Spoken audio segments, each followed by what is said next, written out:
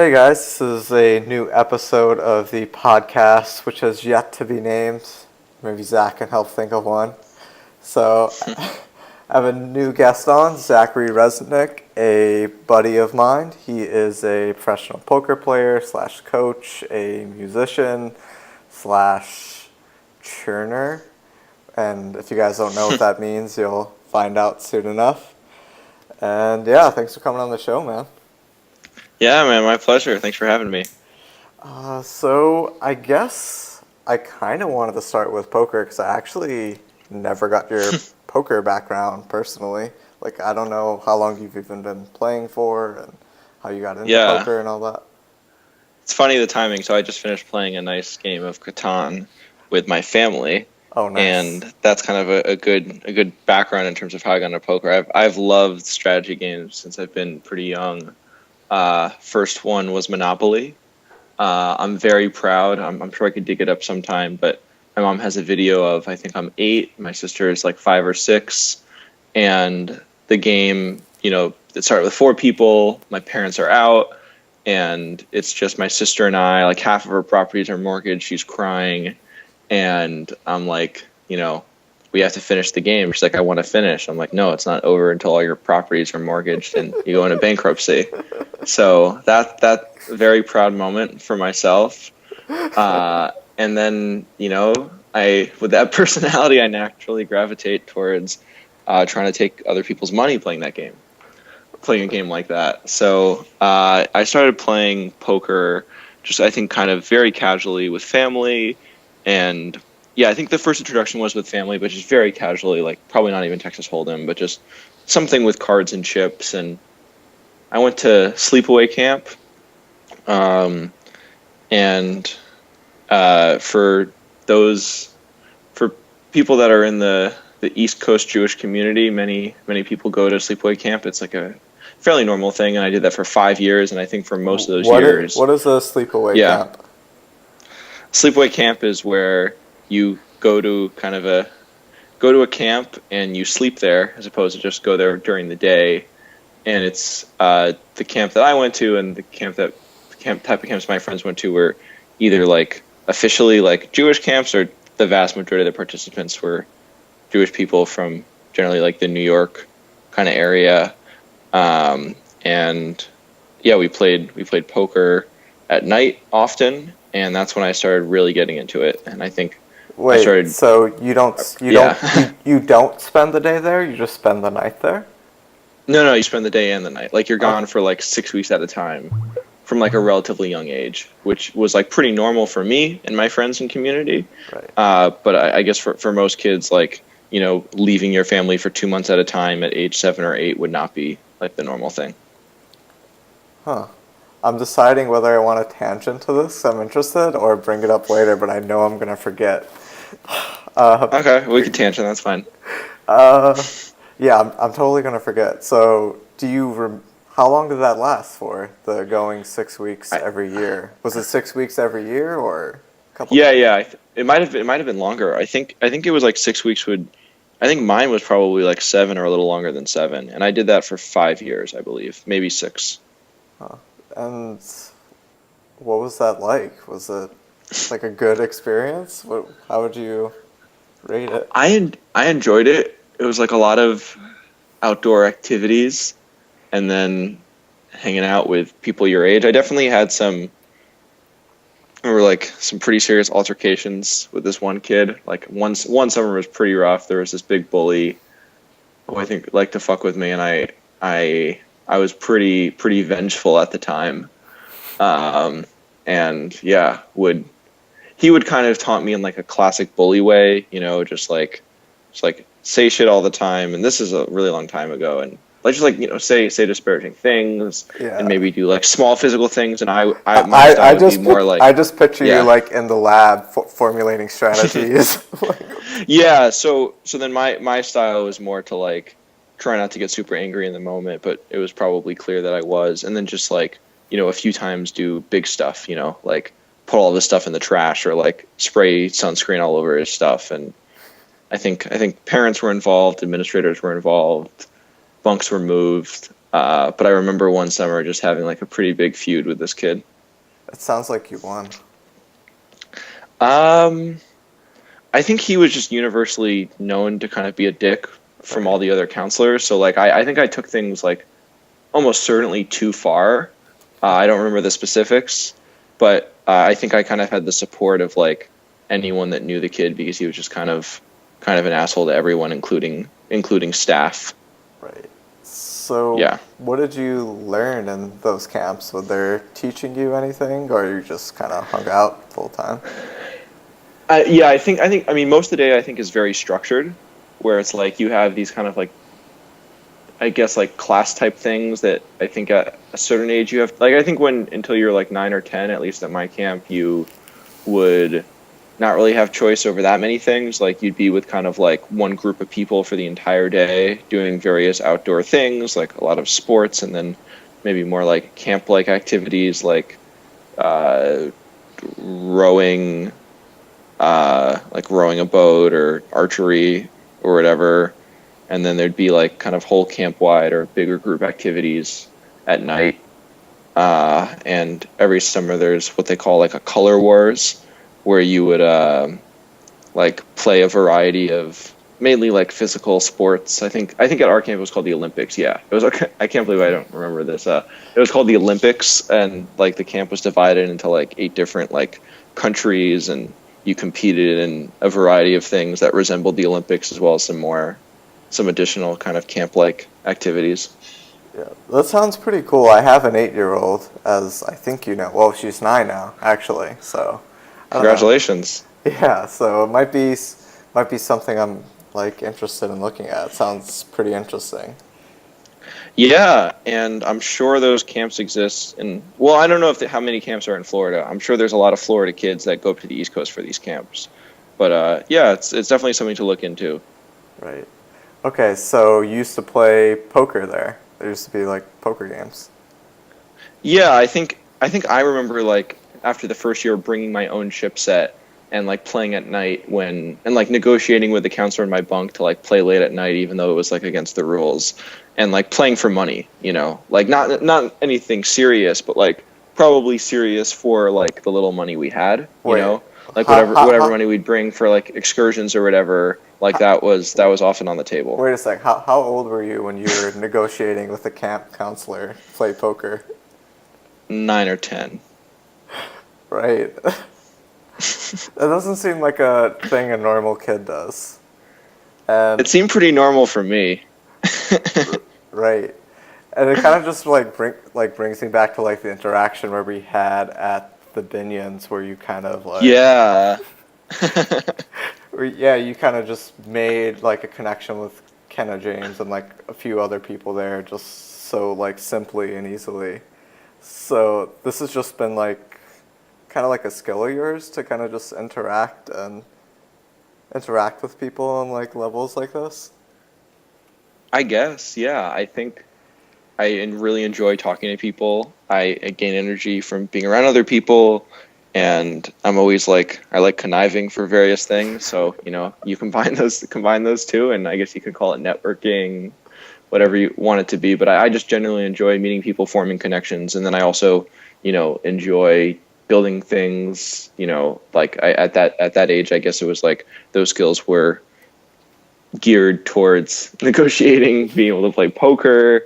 Now it's making connections with potential podcast guests and business partners and friends. But yeah, it's I'm not thinking about it as like, oh, I'm trying to like get something out of someone else. I really enjoy talking to other people, but I'm also, aware, I think, of, how to form mutually beneficial relationships. Right. So you started playing poker there for the little bit of money that you guys actually had.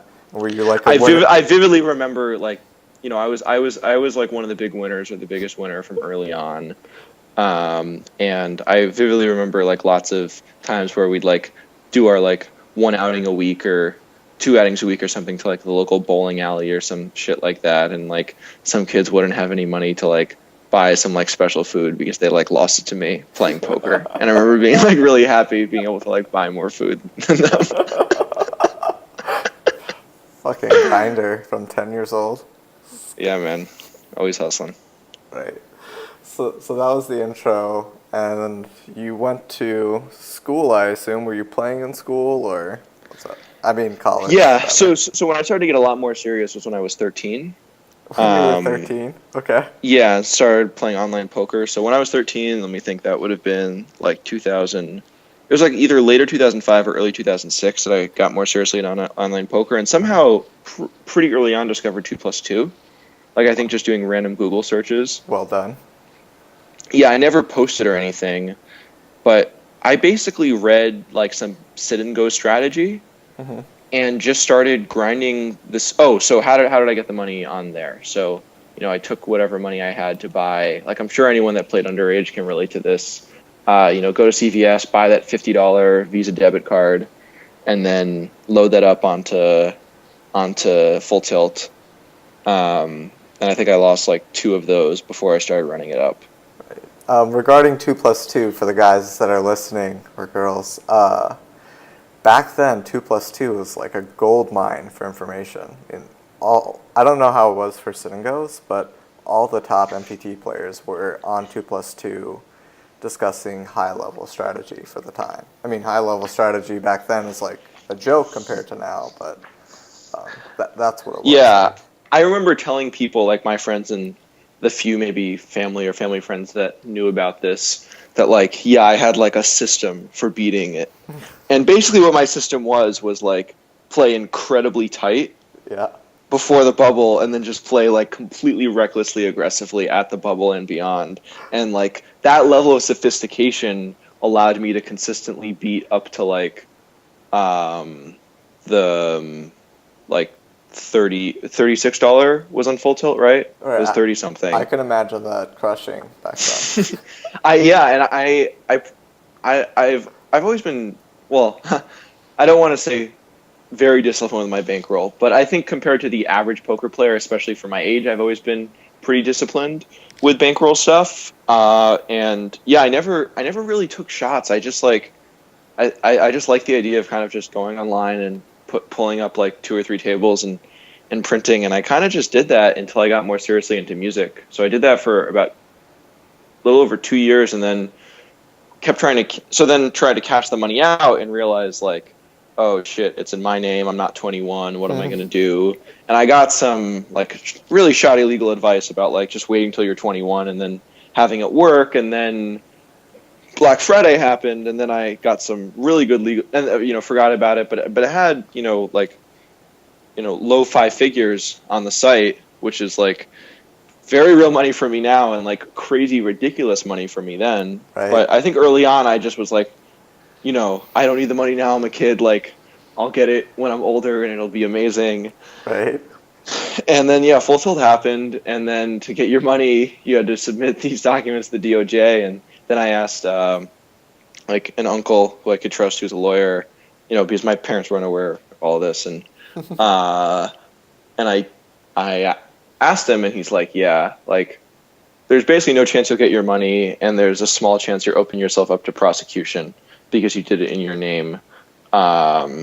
So yeah, I didn't really get any money from that. I did use the what were they called? The the points you get, the rake back FPPs, stuff. yeah. I did like ship myself some stuff, like a few little electronics. Well done. Yeah, but did not cash out any money. Awesome. Well played. Yeah, and then basically poker was completely dormant for me from age like I would play occasionally, in like a social setting, like mainly with family for money, and then I didn't really play at all until shortly before I was 21. Right. Because you got into music at like Yeah. 15, you said, or 16? I started, so I always played trumpet in school, which is now my main instrument. But it basically stayed at school. Like I took a lesson at home and would like occasionally practice, but I wasn't like a serious musician on the trumpet until I was like 16. But at age 13, this same uncle who's the lawyer is also an avid guitar player and kind of gave me an old like classical guitar, and I started getting into it, and then started really practicing a lot. And yeah, I think it was more of just like I was still practicing like 2 or 3 hours a day and doing a little bit of poker. But then the music just really took over, and it was kind of like I basically practiced every second of the day, and like would approach school with like I'm going to finish all of my work in the quickest way possible so I can like play more guitar, and would just play until very late. And yeah. I'll get into that part later, but I'm very interested in like those type of hacks. But how is it any different learning an instrument versus like learning poker or learning, anything else? I mean, there's differences for all these things, but I think there's a lot more in common than there are things that are different. I think learning an instrument or learning music is more similar to like language than it is to something like poker. But where they have stuff in common is more of, I think, the approach in which to learn it, even if like the type of stuff your mind is doing is different, if that makes sense. Right. So, Like for me, the same strategies now that I have mainly garnered from like approaching music seriously and studying music seriously inform the way that I study like poker and language and the other things that I want to learn. and what would that be? Be more specific. Since I started, I think being like a much better learner and being serious about things, most of that energy has gone towards music, and a lot of that energy has gone towards poker and languages. Right. What I mean is like, what does your practice look like so you're getting the most out of your practice sessions? Yeah, so like an ideal for me, like an ideal day in terms of like getting work done starts with like I wake up and very shortly, maybe immediately right by my bed, or maybe going to the bathroom, drinking a cup of water, do like a 20 to 40 minute Vipassana meditation where I'm sitting still and focusing on my breath. And then after doing that, kind of think about my goals for the day and what I want to do musically, and then warm up on the trumpet and do kind of my more long tone type exercises, which compared to the other, it's very much about like my sound, my tuning, not so much about like learning songs.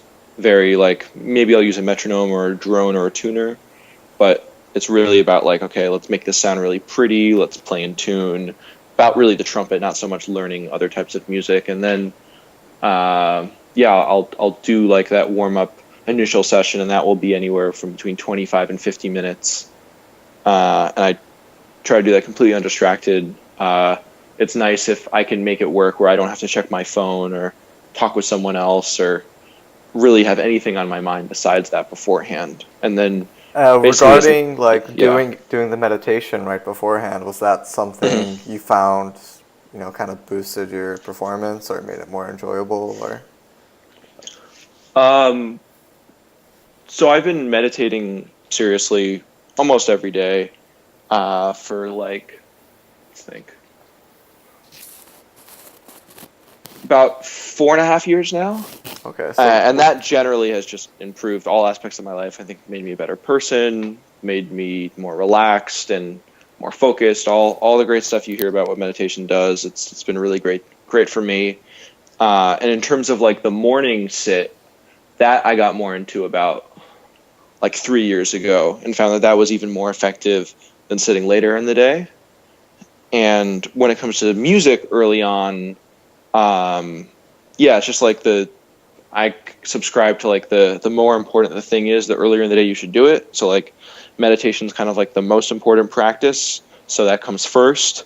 And then after that is like trumpet is also, it's like meditation and this trumpet warm up are like the hardest things.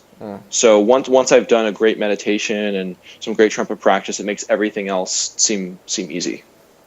Right. Okay. So you do the trumpet practice, and then what comes after that? Well, it really depends. So I like from late January until middle of August, I didn't have a permanent location. I was traveling a Oh, ton. I meant like what comes after that in terms of like trumpet practice and how you're No, practicing. I just wanted to make a disclaimer that like this is not how every single one of my days is looking. Like since I moved to Okay, Oman right. about a month ago, I've been trying to structure my days where like this is how almost every day is looking. Hmm. But this is more of like the ideal day that only more recently I been doing on a pretty consistent basis. Okay. But yeah, I'd say like an ideal day is like probably 3 to 5 hours of various music work, mainly on the trumpet, but also maybe some arranging or composition type stuff. And what that looks like is I do the 25-15 minute kind of warm up and then take like a small break, maybe do some stretching, maybe a little bit of reading, maybe make myself tea, eat something if I'm eating in the morning. Um, and then I'll do on this like ideal day some more technical practice.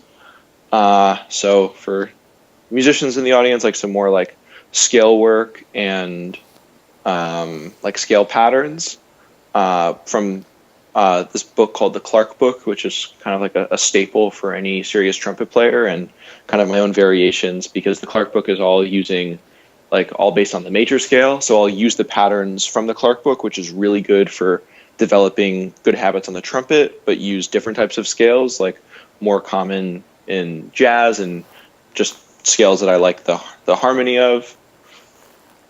And I'll do that type of scale work that will be like the next practice chunk, which again is anywhere from like 25 to 15 minutes. I like to, what I do is I set a timer for like 25, 26 minutes and make sure I practice continuously, focus, no interruptions for at least that. Where did the 25, 50 minutes come from? The 25-minute comes from the Pomodoro method. And then like the 15 minutes is like my cutoff. So if I'm still feeling good at 25 minutes when the timer goes off, I basically keep practicing until any part of me wants to stop for whatever reason.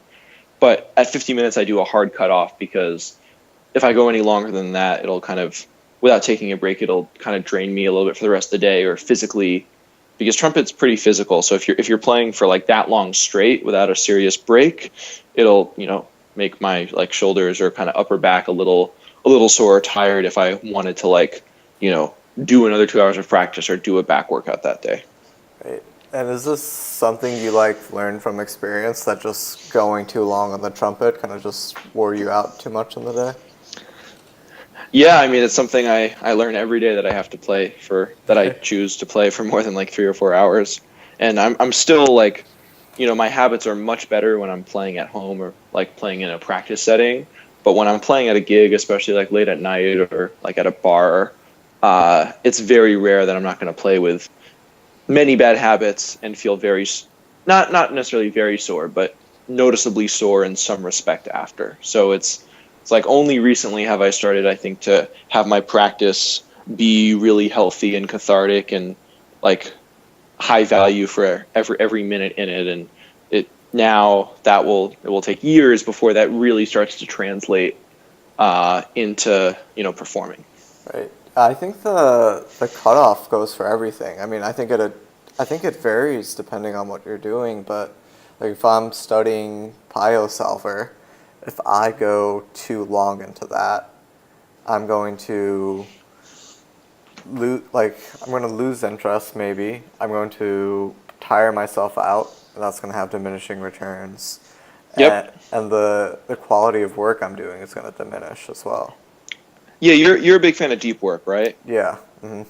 So the way that the way that I like to approach my work and like is basically do all of the deep work in the morning before I turn on my phone or interact with other people. That's So cool. in the book, Cal talks about different types of people and like how to accomplish deep work and experiment for yourself and see what's feasible based on your professional goals. And he talks about some people that would maybe, not do any deep work for weeks at a time, but then go off into the woods for weeks and just do kind of nonstop deep work. For the type of person I am and for my professional goals, what I found works best for me is trying to do it consistently every day. And I find I'm just so much more effective in the morning and before I interact with other people or, become aware of the stresses of the day, whether that's, social or professional or news or whatever. So I on an ideal day, I basically do all of my deep work in not necessarily the morning. I'm on a more late night schedule now, but in the first 4 to 6 hours of the day, and then after the first two practice sessions, instead of have like just a pure break, more like alternate between different types of deep work. So something that's important for me that only recently, since I kind of settled down and uh, started to really actively try and do these routines, is read nonfiction, and for whatever it is. Right now I'm reading a Nassim Taleb book, but something like that, like a deep work, and then I'll kind of alternate between practicing and then doing that. Or if it's something with like business, like maybe it's some type of brainstorming thing, like something that's kind of like the highest level deep work. And then once my energy starts to wane, then I'll take a break. Maybe I'll have some lesson, I'll go outside, I'll buy groceries, I'll work out or do whatever, and then kind of for the rest of the day, I'm not super disciplined at everything. It's like once I've done that stuff in the morning, then I just feel great about my day no matter what happens. Yeah, that's cool. So, going back like 5 years, what mistakes do you think you made with practicing that you aren't making now? Or what mistakes do you think were Oh like man. most disastrous? Yeah, I was gonna say, you said you only have 3 hours, right? So, like many musicians that go to like a conservatory or study music in college, um, I was incredibly nervous, anxious, and had so many negative emotions and things associated with playing my instrument. So every time I played, I just played with so much tension, which manifests itself into the instrument. And for me personally, trumpet's also just, it's a pretty difficult instrument, and it's easy to play with a lot of tension and kind of hurt your body while playing it, I think, compared to some other instruments.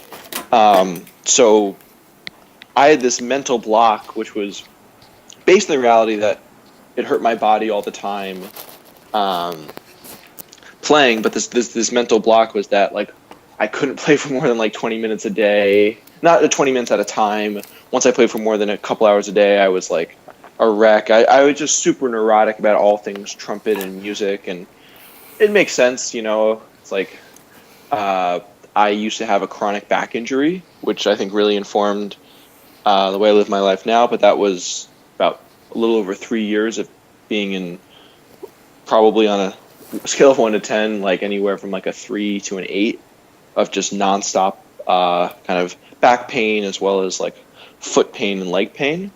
And I think I kind of like at the 5 years ago, that was basically all gone. So I associated a lot of that neuroticism that I had because of that chronic injury with like the trumpet. So I was a wreck, but I had an absolutely amazing teacher my first 2 years at Oberlin. He left after that, but he's, I think, one of the greatest trumpet players, musicians, and really one of the greatest people I've ever met. This guy, Sean Jones. If any of you like jazz and great trumpet playing, or kind of more gospel-influenced jazz, I highly recommend checking this guy out.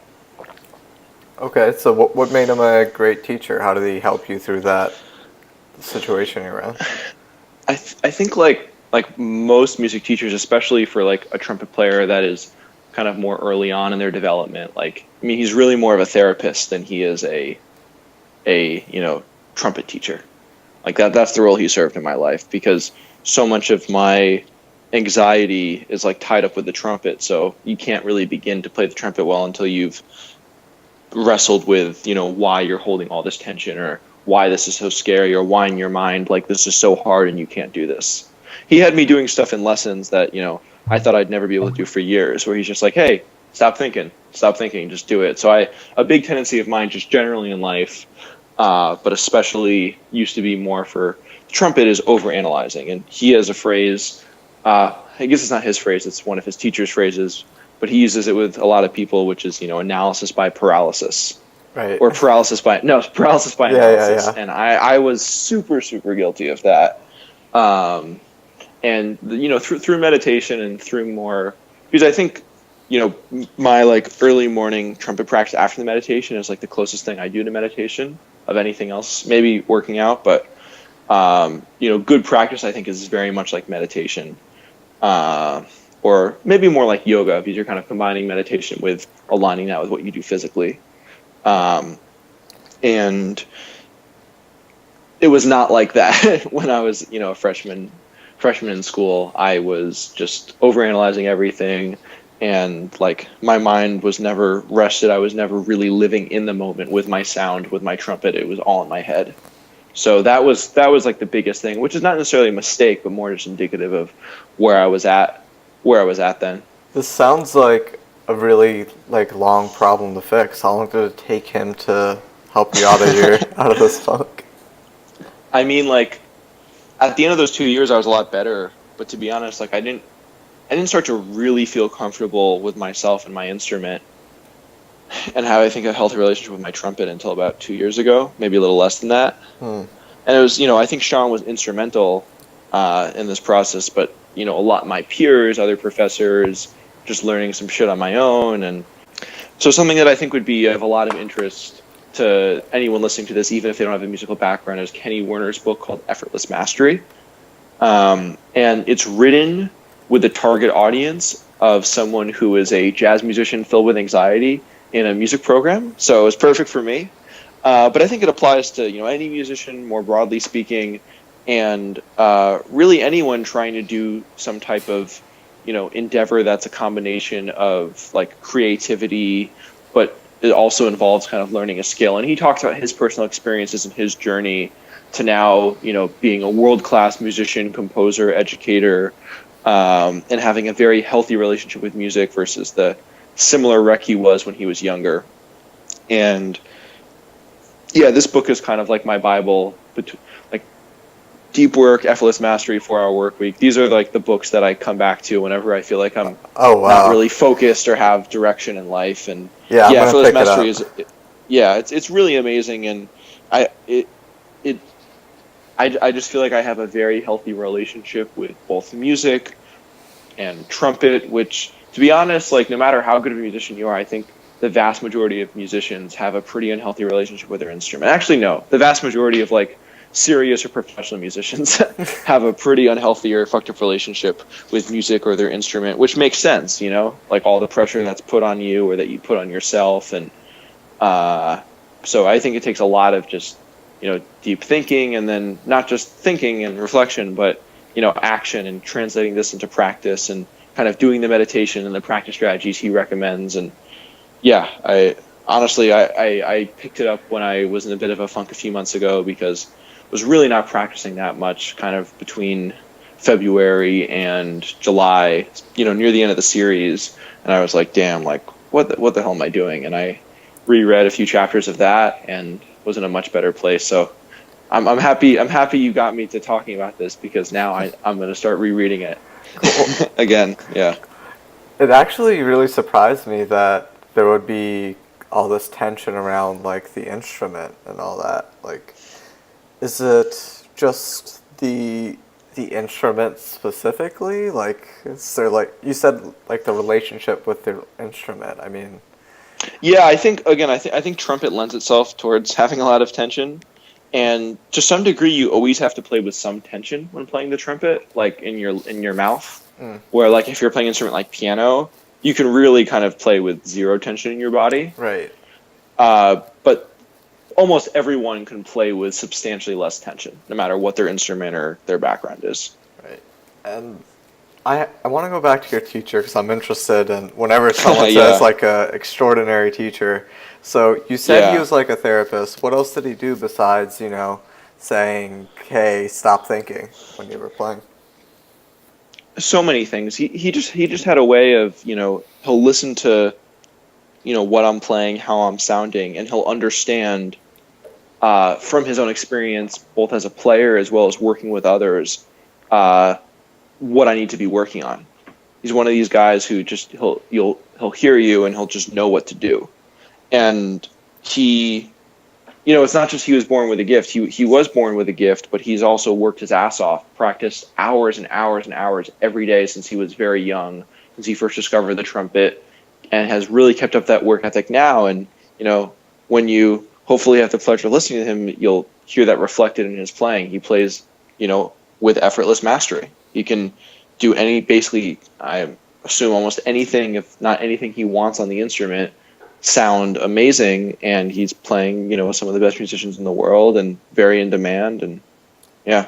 Right. So, he would listen to you play, he'd find like some kind of mistakes or like leaks in your game, to like use poker analogy, and then he'd give you like specific like exercise to like get in reps to fix that leak. Yeah, exactly. So in the lesson, it was a lot of like trying stuff together of like what would work, and there'd usually be at least a few breakthroughs, both mental as well as performance, like what I was able to play. And then at the end of that, we'd more kind of summarize like what happened in the exercises to build upon that.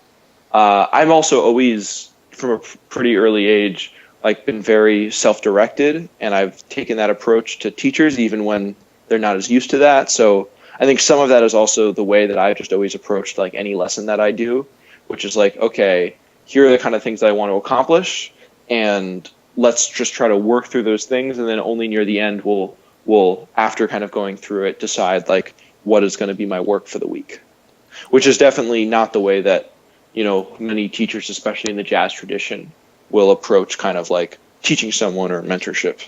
Right. And you were mentioning it being kind of therapeutic. Would he actually sit down and have conversations with you, like psychological type conversations? Oh yeah, yeah. I mean, I'd sit in his like office studio, and we'd be 2 feet away from each other with our trumpets, and definitely most of the lesson was talking. Oh wow. And how many students did he have? Like, how did he have time for this many students?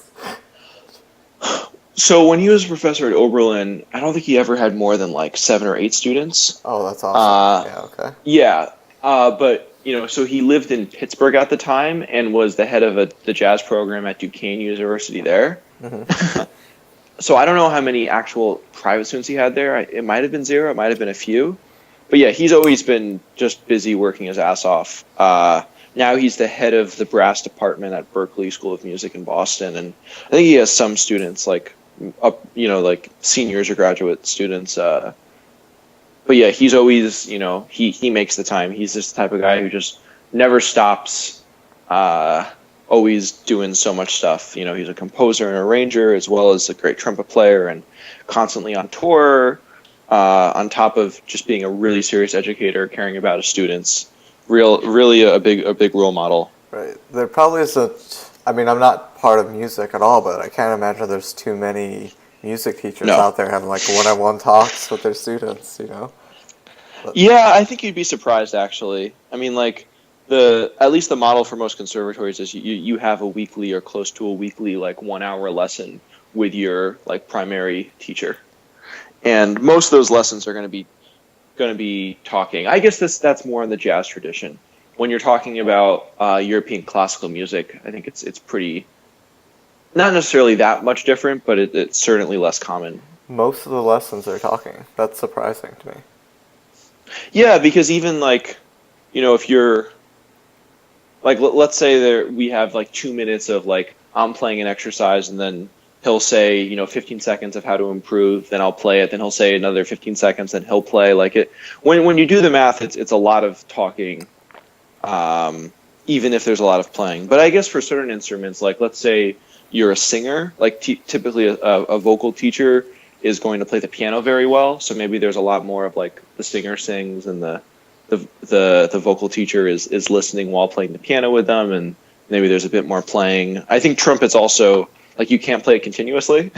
Right. You have to take a breath, and you also get tired a lot more easily than other instruments. So I think part of it lends itself to the instrument itself. Okay. And would you say that these like talks that were kind of therapeutic were the most impactful during that like 2-year period with him? Yeah, 100%. Because I firmly believe like you can't create, or you can't really execute on a high level if you have all of this anxiety and tension in your life. So even if our talks wouldn't directly or at some level directly relate to the trumpet, I just felt better about my life and myself as a person after leaving the room. Like my first year of college, I was really not that social. I stupidly tried to I did this program called like the double degree program, where you're simultaneously getting a bachelor's of music and a bachelor's of arts. Okay. In a liberal arts college, and my first year, I took kind of the most academic classes at once. At one period of time, I was taking like two politics classes, a Hebrew class, two conservatory classes, plus like playing in ensembles and teaching and doing all that practicing I was supposed to be doing on my own. So it was just objectively too much to really do that much of it well. And yeah, I would just wake up at like 6 a.m. and just like kind of like grind all day and go to sleep really early. And that obviously wasn't every single day, but it was not the typical freshman in college experience. And in many ways, I kind of regret it, because the thing that I think I should have focused on, as opposed to getting great grades and doing really good work for every class, should have been practicing more and practicing kind of more relaxed. It doesn't surprise me at all that you just like overload on coursework and all that. Yeah, it's pretty standard, especially at the school that I went to. Like almost everyone would just spread themselves way too thin. And I'd say by my junior year, I did a much better job. And my senior year, and then it's generally a 5-year program, the 2 degrees, but I did it in 4.5. My last 3 semesters, I think I struck a very good balance of, having a good social life and some mainly positive relationships, doing some really good music work and practice, both kind of solo as well as with groups. And yeah, I guess kind of going back to my middle school and high school strategy of doing decent work in kind of a shorter time as possible to make room for more important things. Right. Yeah, I'm trying to think about what you said earlier about the tension around playing, and I'm wondering if there's any correlations to that in poker or connections.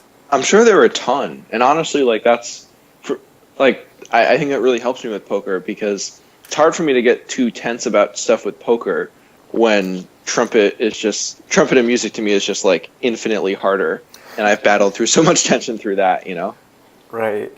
Yeah, I'm trying to I guess if you're playing poker and you're kind of stressed and tensed out, I mean, you just can't play on the same type of level of skill. Like, anytime I'm playing at not even close, yeah.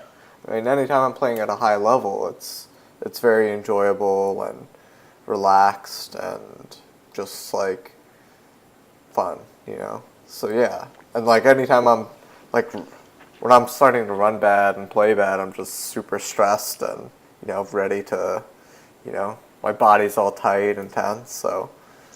Yeah, I guess it's pretty similar, actually. Yeah, and the sedentary nature doesn't help. So, like for me, I think you noticed when we play together at Binions, like I never sit for more than 20 minutes at a time. And it's not even like a conscious thing. It's just like my body can't do it. Like I either fidget a ton or I just like stand up. And like I think there's definitely something to be said for like, trying to do that if that's not a regular habit for you. Because if you're, let's say, not like a professional or very serious player, you're playing poker a couple times a month, and then you sit maybe normally in your life, have a more sedentary lifestyle, or and then combine that with you go to the poker table and you might sit for hours on end, and then you'll have a decision for what is a lot of money to you, and you combine all that tension to one thing, and it's just like a recipe for disaster. Right. So much tension, and even if you had the ability to make a good decision in that time period, which, you're not going to make it with all of that tension. Right. That makes sense. I feel like we miss like an important part. Like, I don't think anyone listening knows that you moved to Jordan recently and are like playing music. You have like a full-time gig there or something. So tell us about that. So, first time I went to Jordan was in January of 2016. I was on tour with a band from Oberlin that was sponsored mainly by the U.S. State Department, and I just had a really great time. It's the first tour I ever did that like I didn't organize. The first tour I did where I didn't lose money, and the first tour that I did where like some guy in a van drove us around all day and multiple performances a day. It was just like, when you think about like, oh man, that musician life is so cool and fun, like that was like the one time like it was like basically as close to that as possible, and the people in the band were my best friends, and really, really enjoyed it. I lived in Was there Israel and Palestine. lots Yeah, of drugs, I assume? that was the one way it was different. Okay. No drugs whatsoever. Wow. Yeah, but so I had experience in the Middle East because I lived in Israel and Palestine for a year, and I've worked in Jerusalem and Tel Aviv for kind of 2 summers, uh, between like before going on the trip to Jordan, and just really enjoyed it. And there was met some really interesting people and kind of the preeminent people in the Jordanian musical scene. I stayed in touch with this composer and applied for a grant from my school to do an internship abroad that the summer of 2016, and I got it. So he hired me, and Oberlin helped subsidize some of the travel and living costs. And then I was working for this composer last summer in Jordan for about 6 weeks. And while there, even though I was just commissioned to do some arranging work for his original music, I ended up playing with him and doing some other film scoring stuff, and just had an amazingly fun time, as well as a great professional experience. And after doing just a few performances, how did you end up like transitioning it into that? Oh yeah, I did my thing of just like emailing him all the time, and you know how it is, Daryl. Right. How often Yeah. would you email him? Like, I mean, it was, it's like he came to our band, and the music we played, it was like my music as well as some of the other people in the band. He's like, I really like your songs, and gave me his card, and I looked at him and I was like, oh wow, this guy's a huge deal. I really like his music. So I was like, yeah, I emailed him, I loved your music, and just only a little bit of back and forth. He was kind of slow to respond, and but maybe I had one Skype call with him about some stuff, and then when I heard about this opportunity to get this grant to do this internship, to do an internship abroad, I told him, he's like, yeah, like I'm sure we could find something, and he's like, yeah, well, I have this original album of original music I've been working on for. wait, I have to go back to like the initial email exchange. This is important. Okay, sure, yeah. Did you? So he gave me his card, and I think like in the airport, like the day after, like had a list of like all the Jordanian musicians that I met that I wanted to follow up with potential professional things, and he was on that. And I went on his website, listened to his music, and like emailed him a pretty personalized note about like really liking his music, appreciating he came to the concert, and then probably had like one ask or something of like, so you did have an ask. I would imagine, yeah. Oh, okay.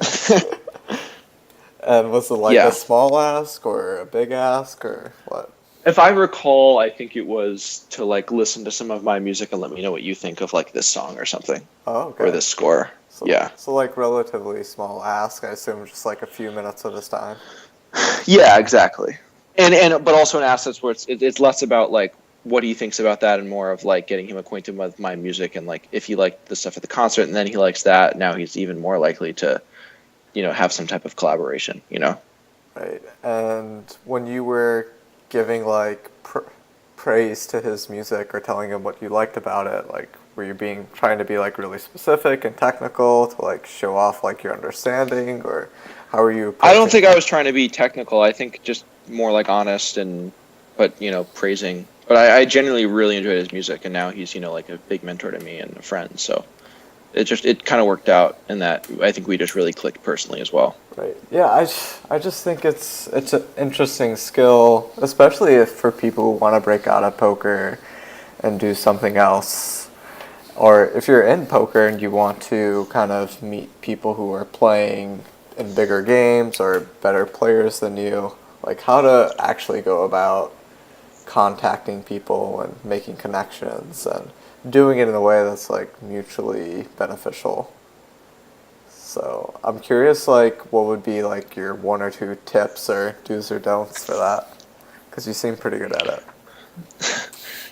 Yeah, I'd say like the first tip is to really have it be genuine. Like a lot of this might sound like, oh, I'm just like, always emailing or always trying to network to like pursue professional ambitions, but it's really like I just enjoy connecting with people and love always having so many possibilities and opportunities. So like I would try to think like if this doesn't come as naturally to you, and it's, you know, maybe you feel like if you were to do this, you couldn't be genuine.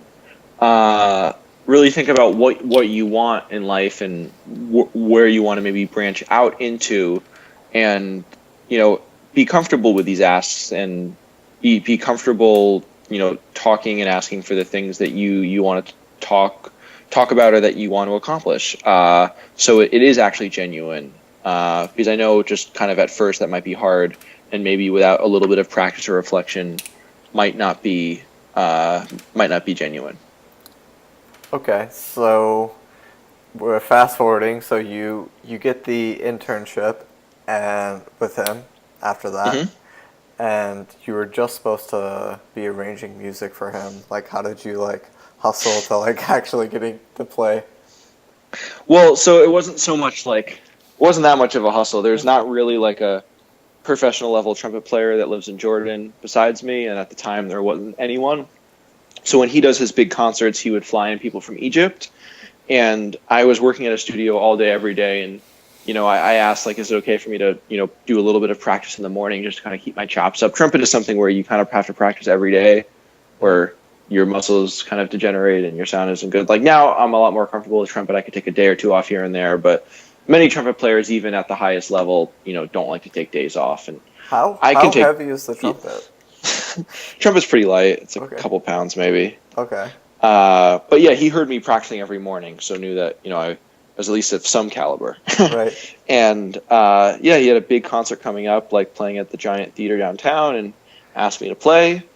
Uh, as well as, you know, the music that I was arranging for him for his album. We also played some of those arrangements on the concert, and it was me and four Egyptian brass players that flew in for it. And was this this was like, oh no, this wasn't the first time you played in front of lots of people, right? No, You were on tour no, before then, right? yeah, but this was like the second time I played for more than like 5,000 people. Right. And what's that like? Fucking fun, man. Especially like the audience in Jordan was really great. Like we're playing at this, you know, like kind of those old Roman theaters, Yeah. like with those. So one of the most like pristine, intact ones is in downtown Amman. It's called the Roman Amphitheater, and yeah, I mean, there's like a sound man, and it's reinforced. But yeah, we're playing on that stage there for just like a full crowd of Jordanians that are, you know, loud and excited and dancing and love the music, and it just like couldn't be a better musical situation. The music itself like isn't that difficult, so I was like pretty comfortable on stage, you know. Right. And what was your prep for that concert? Did you have any kind of like special preparation or anything? Well, I actually injured my wrist kind of badly like 5 days before at the gym. Okay. So a lot of my prep was mentally just like getting over the pain I had in my right hand, so I can like play. That was what I was thinking of mostly. But yeah, I used to get more nervous for concerts, but now like at this point, even if I'm nervous, once I'm on there, it's just like fun and easy to focus on, you know, the music and being in the moment with someone else. But I'm sure that would not be the case if I didn't feel confident and comfortable in the music. So some of the best practice is knowing your shit. So it's an analogy to anything, but like with poker, you know, yeah, you can do all the mental game stuff you want, but like if you get into a spot where like you haven't studied the relevant poker theory, like you're never going to feel fully comfortable even if you do all the right meditation and breathing, you know? Like Right. there's also some comfortability that comes from just like knowing your shit. Yeah, it's very hard to be in like high EV spots in poker where you don't know like what the fuck you're doing. Those spots are tough. The spots are really Yeah. tough. Like, not where you don't know what the fuck you're doing, just like rather a spot you haven't seen a ton in high pressure situations. Those are really tough. Yeah, it's I mean, it's easier when you have seen the spot, but after, I think you can relate to this, after you get to a certain level, even if you haven't seen the spot before, if you're calm and take your time through decisions, I think you'll probably still do pretty good. Yeah, I mean, there's certainly a spectrum. Like, if I get into like very difficult river spots where I don't know what I'm doing and it's high pressure. I don't like if I'm facing like a big overbet on the river in a high ICM spot Hmm. with like very little info. I don't know how like well I handle those, but I mean I guess it's good. I guess I'm thinking more like I've played tournaments, but I'm thinking more of like maybe like a weird spot on like a really deep stacked live cash session for No Limit or PLO, which already is just a lot more comfortable to me than like an ICM spot. Right. Okay. So basically you're just really familiar. It's not all that hard to like prep for and just like just go out there and have fun. Yeah, exactly. Like I practiced. Even though he still wanted me working on, well, actually, it wasn't his original music at the time. I was working on our film score of his. I kind of told him like, listen, instead of working on this 10 hours a day, can I work on it like 8 hours a day so I can actually practice your music? And he's like, sure. Nice. Okay, so you do the concert with him, and then And yeah, so the concert was just like, the dream networking thing for Jordan, as well as even kind of the, to a small degree, like the broader Middle Eastern musical community, because Tariq is an amazing musician and his band and his music are, some of the best in Jordan. So all the musicians there are either flew in either from I think a few from Lebanon, the brass guys from Egypt, and then it's like the best musicians in Jordan. So in one concert, all the best musicians in the country got to both hear me play, as well as got to hear my arrangements. So that's awesome. it was great. But I was set to leave like 5 days after. But after this one concert, I got so many offers for gigs and teaching and all of this stuff, and I was like, okay, if after one concert, all of these people are asking me to do all this work, maybe I should consider living here, because as a musician, like what I've realized is playing music and working is what makes me really happy, where most of my friends, even like amazing musicians, like the lifestyle for them after college looks, for most of them, looks like moving to a major American city, like doing some type of thing for money that's not playing gigs, practicing a lot, and then like doing some gigs sometimes, even though they're in these amazing musical communities. And while that's totally one way to go about things, and for a lot of people's goals make sense, for me, I just know that I'm much happier like actually performing a lot more, rehearsing and having my music like be heard and have the fun that comes with performing and touring. And I thought there was just a much higher chance of doing a lot of regular work in this domain in Jordan than really anywhere else in the world, just given the connections I made here and the fact that there wasn't really a professional trumpet player in the country. right, and living expenses have to be like so low there. Oh yeah, I mean, yeah, I'm mine aren't like crazy low, like where maybe some poker players might move to, like in Latin America or like Thailand, but yeah, very very low compared to any like major American city. I mean, it sounds like that's like a musician's dream. Like I can't imagine. It's my dream, man. I can't imagine any musician wanting to like grind some full-time job to like, to pay for their ability to. Well, but I mean, for a lot of people, it's like, I mean, maybe I think people that maybe haven't lived abroad or really spent serious time abroad before, like it might be a lot scarier for them. Maybe they feel more close with like a given community, friends, or family. Like I think there's a lot of valid reasons to like not want to take a plunge like that. But Yeah, when you think absolutely. about it from like, I think like a career EV, I find it hard to imagine that for many of my friends, moving somewhere that isn't the United States wouldn't make more sense. Okay, so you just finally decided to pull the trigger.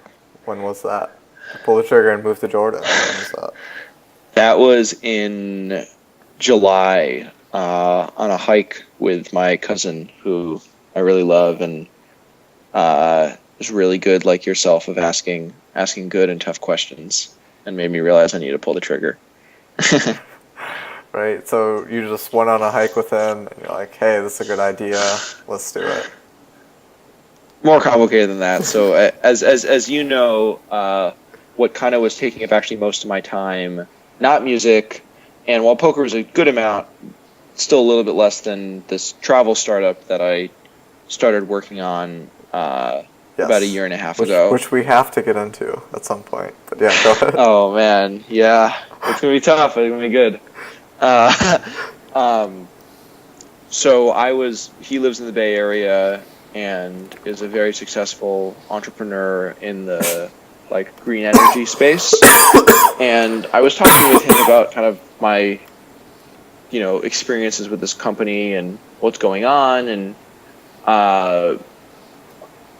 yeah, there was a lot of questioning, and somehow he got me to say, yeah, if it wasn't for land, which is the name of the company in the app, I would totally move to Jordan. And he just looked at me, and I was like, okay, this is pretty clear. And then I just decided, you know what, when I'm having this clarity of thought right now, I want to follow through with it before I start thinking about, my investors and all this work I put in and the sunk cost and my emotional attachment and the team.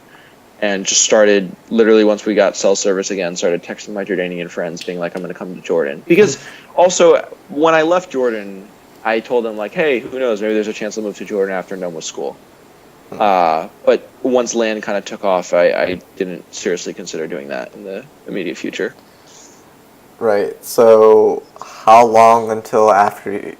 So you texted your friends, how long till you actually booked flights and made arrangements to get that done?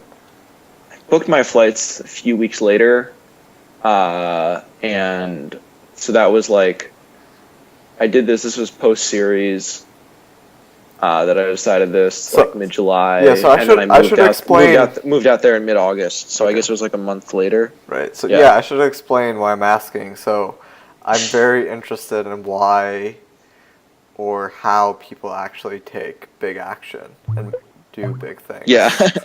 Because it's really hard to do, but the way it usually happens isn't like, it usually isn't the story of like amazing willpower or something like that. It's like I don't know, the stories around why people take these big steps and do things that are kind of out there is always interesting and very different. And I'm trying to find like common threads and all that.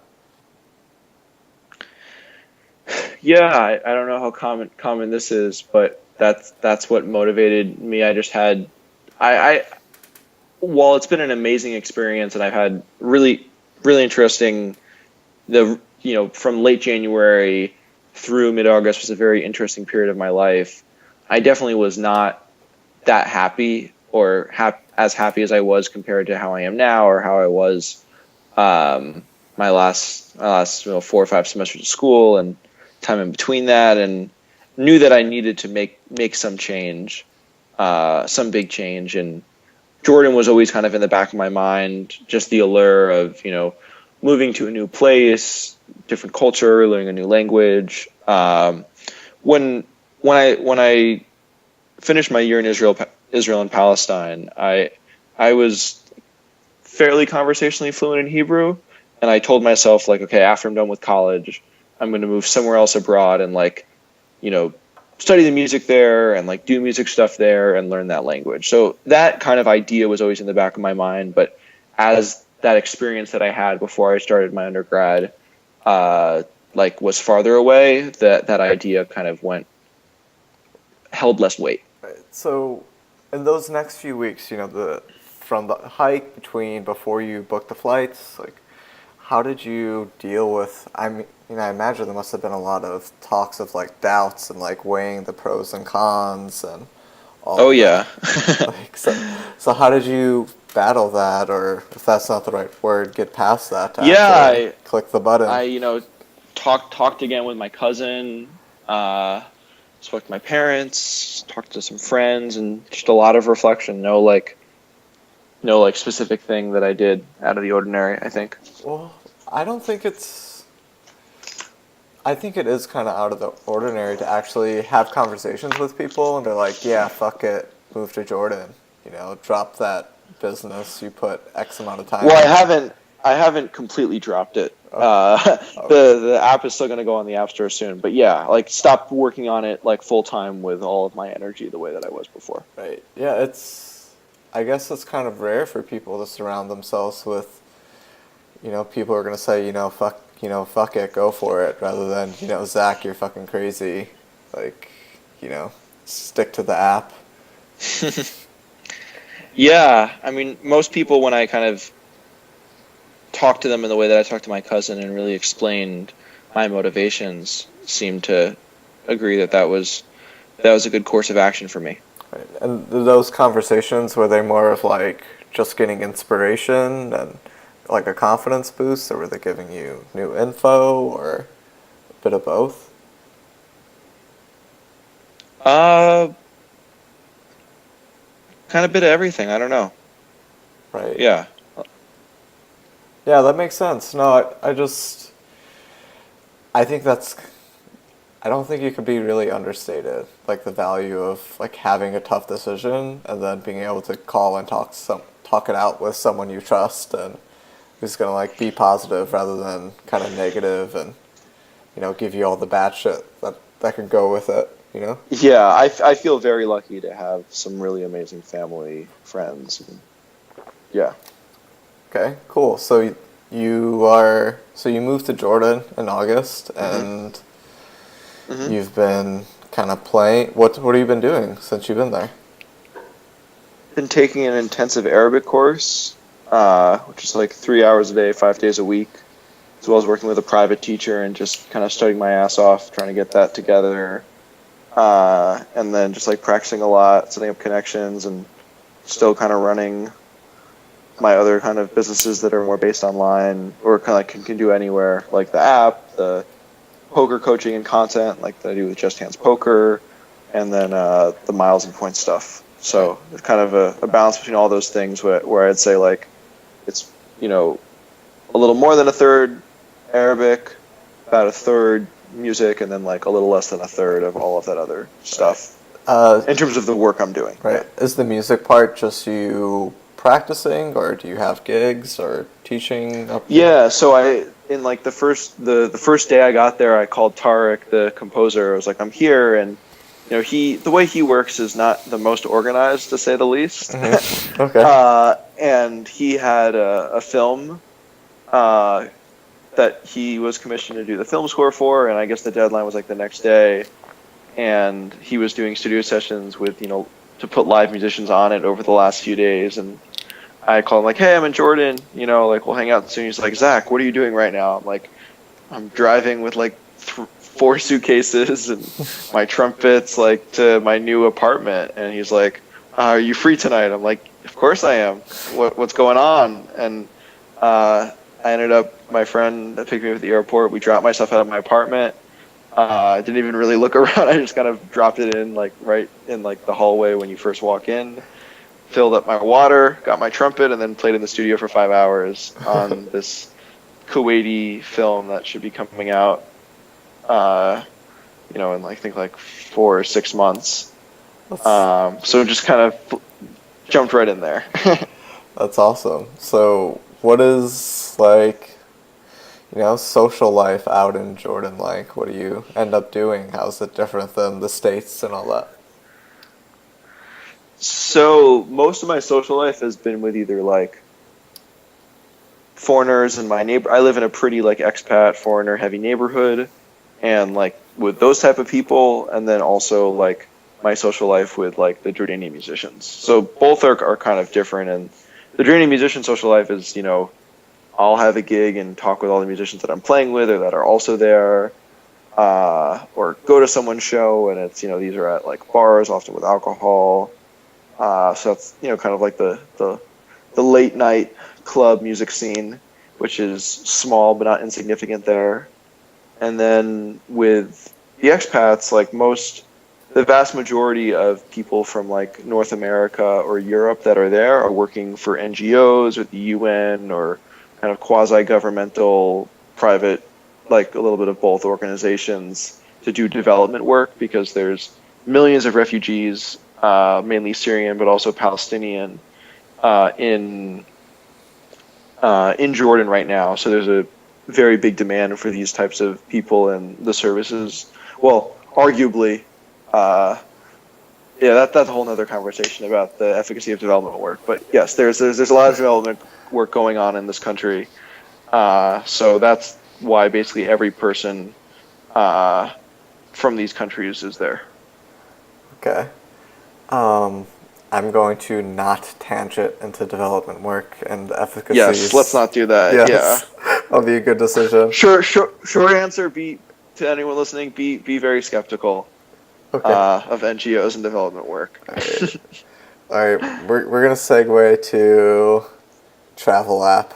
So explain what the travel app does and what's it about and Oh all man. that. Yeah. See, this just shows you the fucked up relationship I have. Like, I'm on a podcast with press, and I should love giving you this pitch, and I'm getting anxiety. We'll keep the travel app part short. Sure. So, LAN gives essential information to international travelers, and the way I came up with this idea was I was doing academic research in Israel and Palestine a little over 2 years ago, and was just frustrated with how expensive and hard it was to like do call forwarding.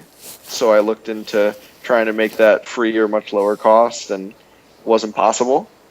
Okay. And then, but really kind of started like an entrepreneurial process and started reading, reading the books like The Lean Startup, rereading The 4 Hour Work Week more for like the business advice, not so much for the life advice, and just kind of immersing myself in that like startup world in terms of like the media that I consumed, both books, magazines, articles, podcasts. And then did, what they call a pivot, which is like, okay, I want to help international travelers and maybe do so with some type of, mobile application or software, but this isn't it. And found myself, in this idea that I had to do call forwarding. It pivoted to helping people save money by using less data. And then within that wireframe that I mocked up, there was like one page of travel tips relevant to that country. And this idea, basically, that small page became the idea, which is, the essential information about a given city or country, presented, in a kind of clear, easy to use form on one's phone. So the problem that we're solving is, right now, if you go to a new country for the first time, you're likely to both spend hours of time on research and still arrive unprepared and have some stressful experiences because you didn't know some, relatively basic and easy to find information about the country. So we're kind of like the, Lonely Planet, but in your pocket, but instead of 350 pages, maybe just, 8 to 12 articles, with a little more of a written with a little more personality, and really just kind of what you need to have a great experience if you're there for a short period of time, or you're there longer but just want to know kind of how to get around and how to avoid like the common stressors that one might have when traveling to a new country for the first time. That sounds like a really cool idea. Actually, I don't think Thanks, man. We've I had think a it's lot of discussions. I don't know if I've ever fully got the explanation of what it does. We've had a lot of conversation about my anxiety as a founder, not so much about what the app does. The thing is, like, I think I've built a really amazing product, and I think the idea is great. I've just realized throughout this process a few things that I don't want to be the CEO of a company that does this and really takes it to the next level, to be perfectly honest. Mm-hmm. And I'm just more excited about doing other things with my time than, running a company and raising capital from investors. Like, I'm still, as is probably pretty clear, like a pretty entrepreneurial person, but there's ways to manifest that without, starting a software company and raising capital from investors, even though that's been kind of like the big thing before at least, ICOs. Right. Okay, so you get the idea. So this is going back to like what makes people do what they do or take big action. So you get the idea for LAN. That's LAN, right? Is that how Land, land. Oh, land. Okay. Yeah. I'm retarded. Okay. Uh, so you get the idea, and how did you decide to, like, what was the first? Was there like a first big step you had to take, or like, what was, what? So many steps that felt very big. Like, yeah. Yeah, I mean, what really started making me take it to the next level was last summer, really, because I told you, like, my initial idea, which was completely unrelated to what land is now, uh, that occurred a little over 2 years ago. But when I started really working, spending a lot of my time on this was last summer when I was in Jordan. A good friend of mine from my hometown, who is a very successful, like, I think his job title is solutions architect and software engineer, and also kind of entrepreneurial, business-minded guy, was in Jordan, actually kind of for business, and we were there at the same time, and we stayed at the same place for at least the first like week and a half, and we're really just brainstorming on the idea and working on it together, and that kind of gave me the push to start taking it to the next level. I also had a mentor at Oberlin who before that was helping me in terms of my process of kind of more early stage of deciding what to pursue and doing kind of basic market research. And by the time I got back to the States and did my last semester at Oberlin in the fall of 2016, I was working on it, way more than any academic stuff or music stuff that I was doing. Right. And what did working on it entail? Like, what is the... It's so many things. So when you're the like CEO or the founder of, a business in its early stage, you're just wearing, I guess, I had a partner, so I'm not wearing every single hat, but you're wearing close to every single hat, so it's everything you can imagine, like creating websites, creating logos, or if you're not creating it yourself, you're, figuring out who to hire to do it or who to bring on to do it, and building an advisory board, and it's endless decisions. What is the drive to do all these hard stuff? I don't know, man. I don't know. Yeah, it seems a little silly now. I mean, not that there aren't other, like, I actually intend to build some software in the kind of credit card miles and points space, but having learned from what I like about the process, what I don't like about the process, how to do it more efficiently, it's going to be very different. So I think it's inherent to, like, building software companies. I think it's inherent to, like, what I try to do and the scope in which I try to do it. And yeah, and also I'm talking about it like this was, a big failure that's gone. Like, we're going to launch on the App Store in the next couple of weeks, and I feel like we have a really great product. But yeah, we're ultimately, for these kind of consumer-facing products to succeed, you generally need to have at least, the founder and CEO working on it full time in terms of like doing outreach and, user acquisition early on. And my attitude now is basically like, I am going to put it on the App Store and do some like paid marketing spend, do some work in terms of, reaching out to personal connections and friends of friends to try to get them to use it once it's on the App Store, make them aware of it.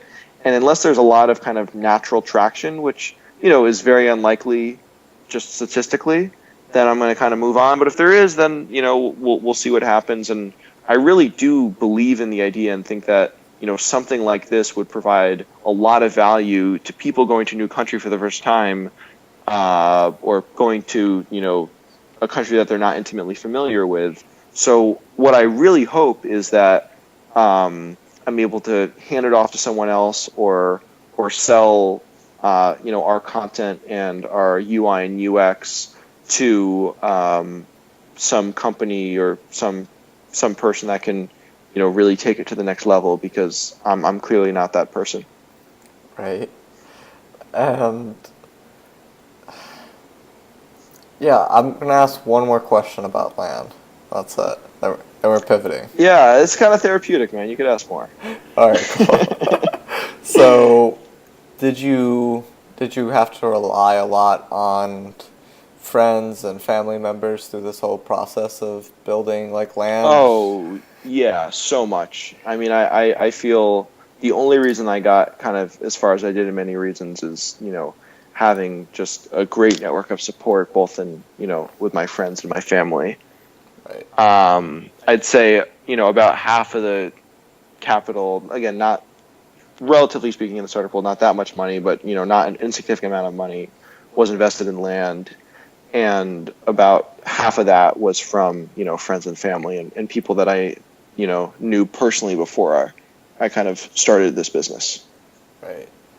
So, if we had, I mean, this, if there is one thread, it just seems like, and it makes a lot of sense to me just based on what I read, it's just having positive people or just people there to support you makes doing hard shit a lot easier. And, the idea of breaking out of poker, I think, is so hard for people because, one, poker's a really fun job. It has a ton of freedom to it, and it's so easily accessible. So it makes it very difficult to just kind of dump that and then just do something really hard. But yeah, it just seems like way easier if you have like a good people, a good circle of friends around you to help with that. Yeah, for sure. And what would be like your advice for people that build up their network? Because the problem with a lot of poker players is if they have a network, it's all poker players doing the same thing. Well, first off, I would say you can you can build up, you don't necessarily need to build up a new network. You can just leverage your existing network in a different way. So, if you're a poker player and you know a lot of other poker players, you likely know some very smart and maybe probably much smarter than average, much more quantitatively skilled than average, but maybe also more lazy than average. I know it's a stereotype, but probably true in the aggregate. So leverage that, and there's a lot of crossover with people in poker and people doing stuff in the startup world, and if you wanted to kind of transition out of poker to something more business oriented, a lot of interesting, smart people that have a lot of freedom and flexibility. And what I recommend to anyone to do sometimes a lot of money too. Yeah. Well, definitely a lot more money than the average person. Right. Free capital, at least, capital that you can use. What I'd recommend to most, and this is a fairly common trope, in Silicon Valley now. It's not universal, but for your first kind of business venture, especially if it's more startup-y, where it's software based and scalable, start it as a side hustle. Don't be oh, I have to transition completely out of poker. If you're lucky enough where you can make money consistently playing poker, but maybe want to start doing other things, well, maybe you find a balance where you're working on this business for 30 hours a week and you're playing poker 30 hours a week, and then it doesn't feel like 60 hours of work. That's how it's always been for me in my life. I always like to have a few things I'm really passionate about to work on, because I'm I think that's where Cal Newport's deep work idea comes into play, kind of, where if you want to do the side hustle and getting shit done in the morning, the hardest thing, do that for 1 hour of deep work to start every day, take a break, and then do another hour or so, and just do that every single day, however you want to do it. For me, when I was from that period of kind of perpetual travel, late January to early August for me, I was probably working on land on average maybe 45, 50 hours a week, and working on poker, my poker business / playing poker 40-ish hours a week. Right. It kind of on average, right. There were some weeks where it was even more with land and some weeks more with poker. But yeah, I was working I'd say minimum, the slowest week was 70 hours a week. Right. And yeah, I wasn't super happy. It was it was overall a lot more stressful than normal, but there's no way I could have done 70 hours of land. There's no way I could have done 70 hours of poker playing / poker coaching, go fucking crazy doing that. So yeah. Right. I think starting as a side hustle and not putting a lot of pressure on yourself. Also, there's certain types of businesses, especially if you're trying to do something ambitious and really make this your life's work, that require raising capital from investors. I think the vast majority of people are just not cut out to be CEOs, and I think the vast majority of people that are cut out to be CEOs would be a lot happier doing other things. So, yeah, I think I would highly recommend trying to limit yourself to businesses that don't require like going into lots of debt and raising money from angel investors or venture capitalists. And I would Not recommend working for like someone else initially. Yeah, I mean, I'm a poker player and I hate authority, and like you would think running your own business like you're working for yourself, but So I never got to the stage where I was raising venture capital, but right. If I were, then it's even less autonomy.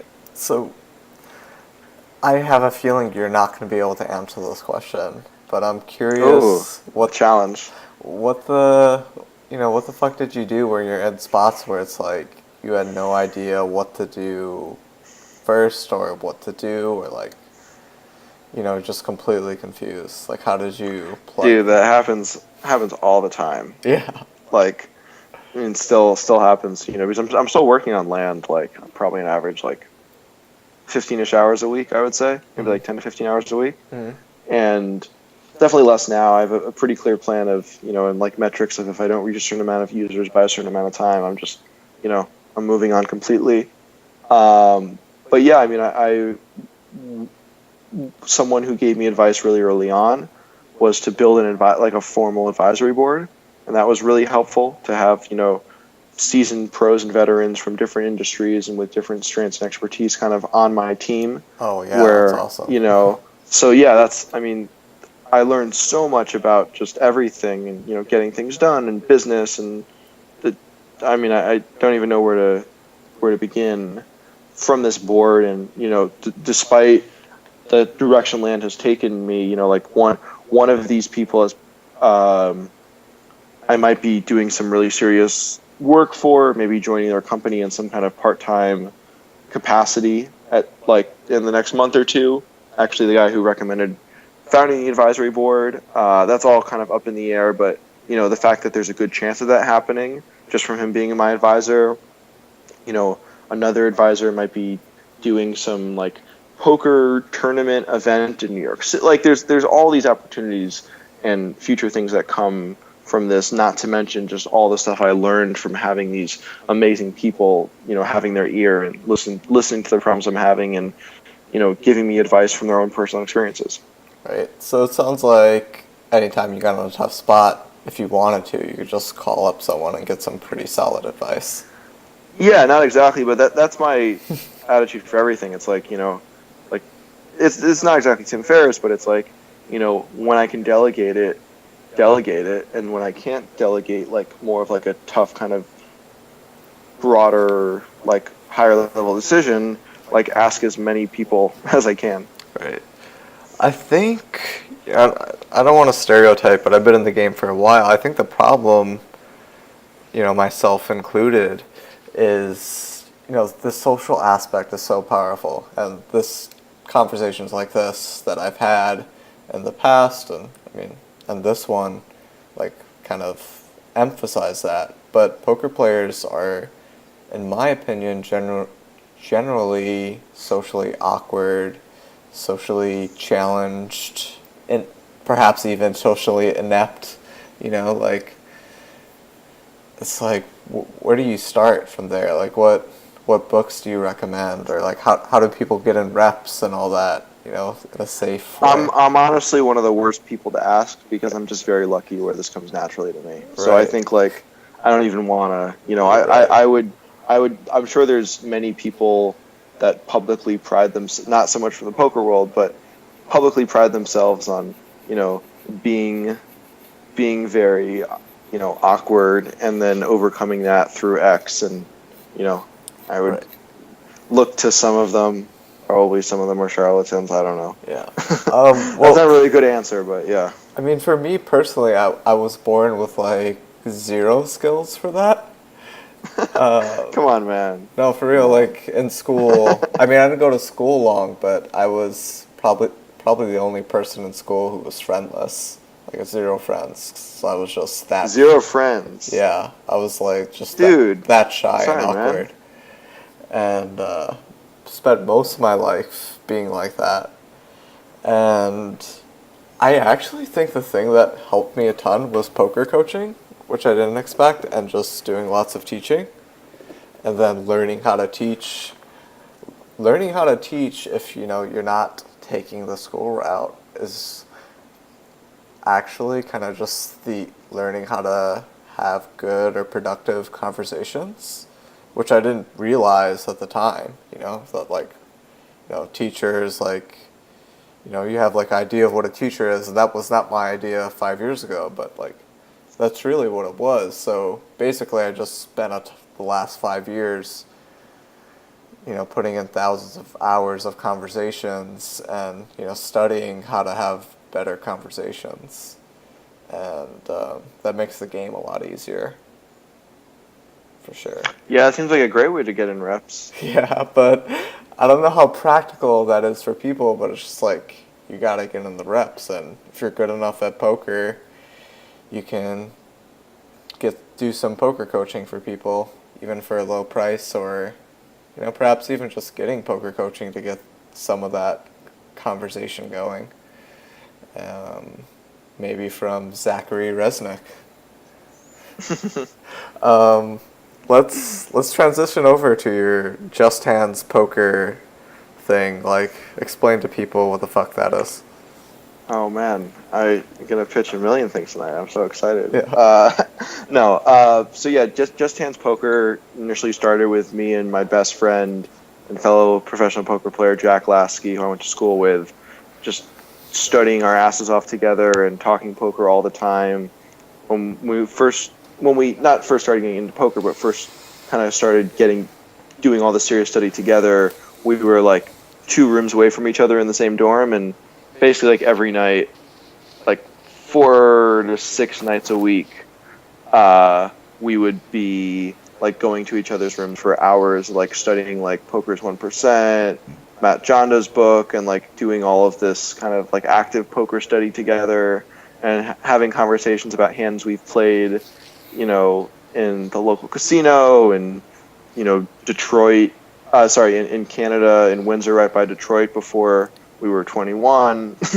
And then these conversations we were having, like, hey, maybe some people find it valuable. We felt that there wasn't really a poker podcast that was really geared towards like just discussing like hand histories. So we started doing that, and now we're almost on our 100th episode, a little under 2 years later, and we kind of grew from just having this free podcast into doing other types of poker content on our website, justhandspoker.com, doing live events where we're like doing live commentary, often with other like maybe some more notable professional poker players joining us, and doing live commentary on people's play, and then providing really detailed analysis of their play and kind of recommendations of how to improve after the fact. And then coaching. So people started reaching out to us. Like I had a few students before people started reaching out to me through the podcast, but people enjoyed our analysis and asked if we did coaching. And then after doing that, after getting that a few times, we made a pretty basic website and said we do coaching. And yeah, that's what we do now. We have the podcast, we got a blog going, we do coaching, we do these live events, and it's like a really nice kind of side business with my best friend, that can kind of be as much or as little work as we want. So I don't see that stopping anytime soon. It doesn't feel like it's work. Right. And are you able to play much in Jordan, or what's up with that? Is there like a poker scene? So gambling is very much illegal in Jordan. But like anywhere in the world, people love to gamble. And I'm gonna leave it at that. Okay. It's a fair answer. I'm not sure where else to go with Just Hands Poker, so I'm thinking about pivoting over to Churning from here. That's fine. Let me plug the most important thing though. Yes. We're gonna be doing an event in the New York area, like another these live events that I talked about, where you can show up. You'll play on an RFID table like what you see on TV. Oh, cool. Jack and I will be in a soundproof room upstairs, commentating on the play, and then after the fact, depending on what package you buy, we'll analyze many of your hands or all of your hands, and kind of both of us will give our thoughts, and then we'll give you kind of a very detailed recommendation about how to improve your game, as well as free, one free lesson with either Jack or I, as well as kind of some more instant feedback, a 15-minute individual sit down after the game. And if you're interested in that type of thing and live in the East Coast, you can find more information at justhandspoker.com/New York event. And there's a very good chance we'll be partnering with an unnamed organization in LA by the time this podcast comes out. So if you're in LA and interested in doing an event like this, check our website for some information about that will hopefully be up and running by the time you hear this. That is a really cool idea. That sounds really fun. Thanks, man. Yeah, it's been a lot of fun. We've done 4 of them now, and every time it's been just really, really great. The type of people that listen to our show are generally like serious amateurs that like to when they play, they really play to win, and enjoy doing some type of kind of poker study or thinking away from the table. Mm-hmm. And the type of people that come up to these events are kind of the people that are the most serious within that group. So it's just a lot of really great, nice people that are earnestly looking to improve their game, and it's always a pleasure, Daryl. I'm sure you can relate to when you work with students that really want to learn. It's just always so much more rewarding. And what we found in every event is not only are these just great people that sign up, but they seem to really want to kind of take their game to the next level. And it's always so much fun to work with students like that. Yeah, I mean, it's just like another example of, I don't know how many poker coaches are doing shit like that. I don't know if anyone's like actually like hosting events like that, and I don't think anyone is. Yeah, I mean, it's just like the same trend of you like kind of taking big action and doing, relatively big things as far as like poker coaching goes. Like that is something that I've been coaching for 5-6 years and have never done or even thought about doing, or any other coach has ever really done. And I think it's like really cool, fun idea and great way to market and meet people and interact face to face and all that. So it's really cool. Cool. Thanks, man. I appreciate that. So, churning. Explain to people what the churning is, what that means. Okay, so churning is kind of like the name of a community of people that churn credit cards like you churn a cow's udders, where you're just getting so many credit cards, you're just inundated with all of the miles and points that come from it. And the goal of getting these credit cards is not to just be able to get into lots of debt and spend beyond your means, but it's to basically game the bank, game the incentive structure of the banks, where they, at least it was really just in America, will have these big bonuses attached to getting a new credit card and usually spending a minimum amount on it within the first 3 months. And instead of doing what the banks want you to do, which is getting the card and primarily using that and going into debt, or primarily using that and not going into debt, but they'll still make money off you, you get that card, meet the minimum spend, and then get a new card and meet the minimum spend, and then you're just kind of accruing all of these, miles and points that then you can use for travel. That's typically the best way to use your points. You could also use your points and get gift cards and just redeem it for cash back. But the best value is going to be for traveling.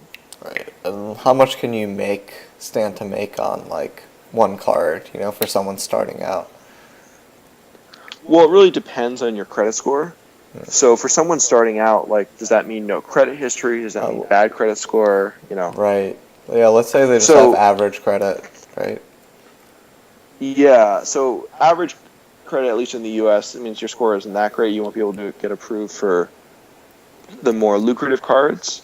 But yeah, you can definitely get a bonus that's worth at least a few $100s. So if you spend, let's say a few $1,000s every 3 months on a credit or debit card currently, we'll now just get this credit card and do all your normal spending, but now just get, in addition to the miles and points you get from that spend, you'll also get this bonus.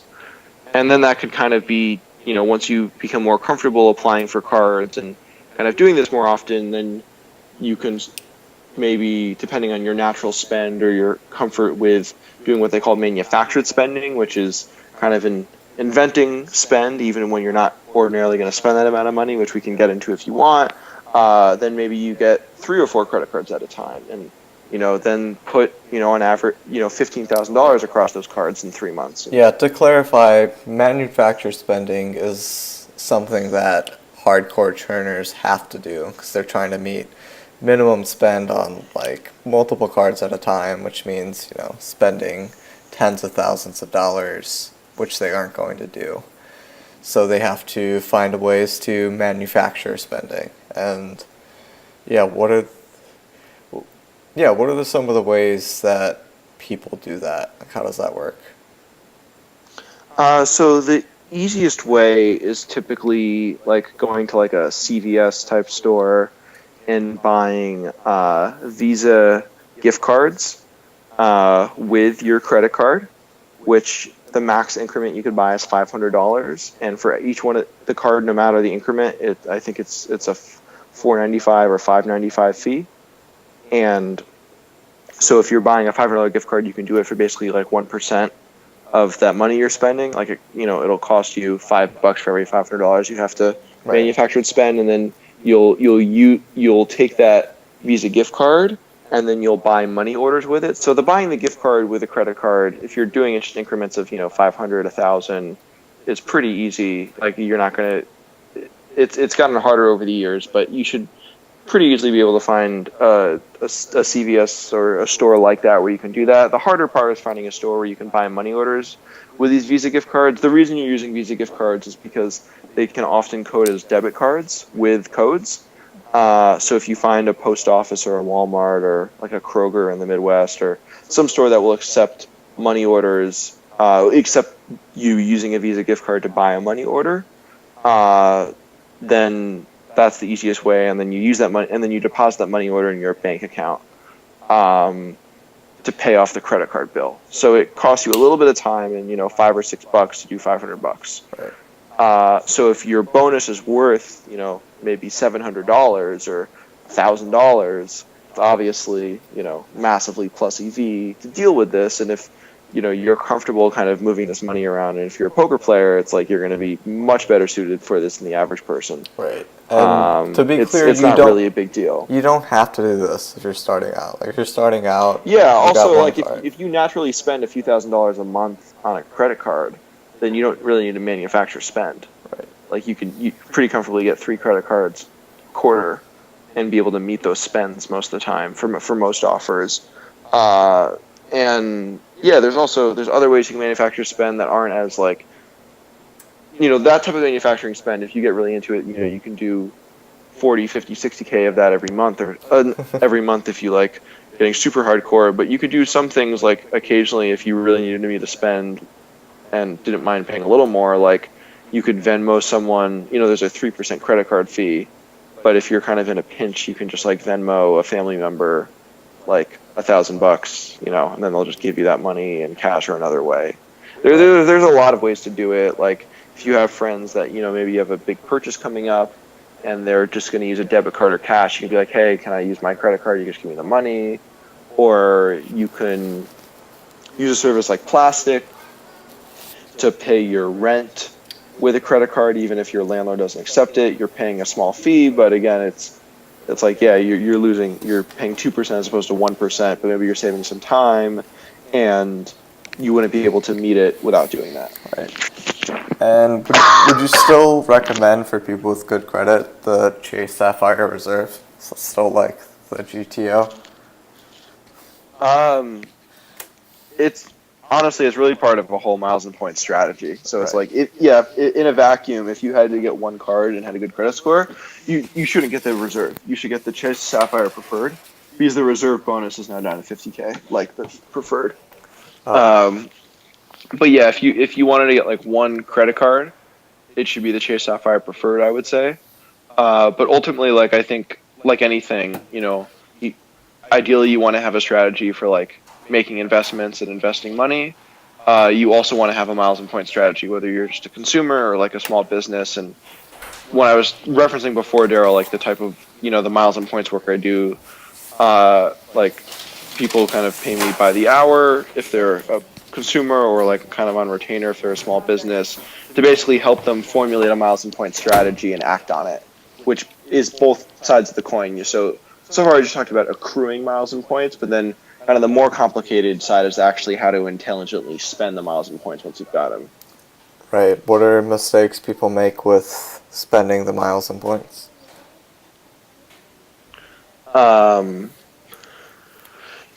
Well, I don't know about mistakes. Like, I think for a lot of people that have a lot of miles and points, like they're busy and generally like make decent money. So I don't want to say it's a mistake that like they don't learn all the ins and outs of the program and get the best value. But yeah, basically like if you have like a transferable point currency, like a Chase United Reserve, is it United Reserve? Whatever, a Chase UR point or an American Express MR membership reward point. Those can transfer to a ton of different frequent flyer programs. So maybe someone is like only really comfortable transferring their American Express points to like Delta, and they know that like they want to take a Delta flight, but maybe that Delta flight costs 80,000 miles and $300 in taxes, but you can transfer the American Express points to a partner of Delta, and that same flight, like literally the same, you're on the same metal, but you're like... Hey baby. What are you texting me? Doing a podcast. What are you doing the podcast? You gotta get out of here. I'm working. But Get out. I don't want to. You don't want to. Hold on. Get out. Alright, I'll get out. You're the boss.